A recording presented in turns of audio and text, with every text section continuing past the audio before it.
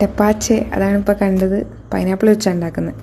പൈനാപ്പിളിൻ്റെ waste എന്ന് നമ്മൾ കരുതുന്ന പാർട്സ്, തൊലി, കൂണ്, കണ്ണ്, അതൊക്കെ പ്ലസ് ശർക്കര, ഇതാണ് ഇതിൻ്റെ മെയിൻ ഇൻഗ്രീഡിയൻസ്. ബോയിൽ ചെയ്ത് ആറിയ വെള്ളം, ഫുള്ളി ആറണ്ട, ഒരു ഇത്തിരി ചൂടുണ്ടായാലും കുഴപ്പമില്ല. അതിൽ ശർക്കര ഇടുക, മിക്സ്. സ്പൈസസ്, പട്ട, കറാമ്പൂ, പെപ്പർ, ഇതൊക്കെ ഇടാം.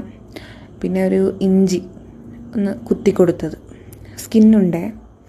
ഇനി പൈനാപ്പിളെല്ലാം ഇട്ട് കുറച്ചും കൂടെ വെള്ളമൊക്കെ ഒഴിച്ച് അതിനൊന്നും കൂടെ ഒന്ന് മിക്സെല്ലാം ചെയ്ത് സെറ്റാക്കിയിട്ട് ഒരു ലിഡ് വെക്കാം. എയർ ടൈറ്റ് ആക്കണ്ട, ലിഡ് ചുമ്മാ വെച്ചാൽ മതി. ഇനി ഒരു തുണിയെല്ലാം വെച്ച് ഇതിനെ 1 ഡേ റൂം ടെമ്പറേച്ചറിൽ വയ്ക്കാം. സോ 1 ഡേക്ക് ശേഷം തുണിയെല്ലാം പൊക്കി നോക്കുമ്പോൾ ഫുൾ ബബിൾസ്, കുഴപ്പമൊന്നുമില്ല. ഇതിനെ അരിച്ചെടുക്കാം. എന്നിട്ട് ഈ ശർക്കരപ്പാനി പോലെ കാണാനുള്ള ഐറ്റത്തിനെ നമുക്കൊരു ബോട്ടിൽ, എയർ ടൈറ്റായിട്ട് വെക്കാൻ പറ്റുന്നൊരു ബോട്ടിൽ ഒഴിച്ച് വെക്കാം. ഇത് 1 ഡേ റൂം ടെമ്പറേച്ചറിൽ വെക്കണം, 1 ഡേ ഫ്രിഡ്ജിലും വെക്കണം. അതിന് ശേഷം നമ്മൾ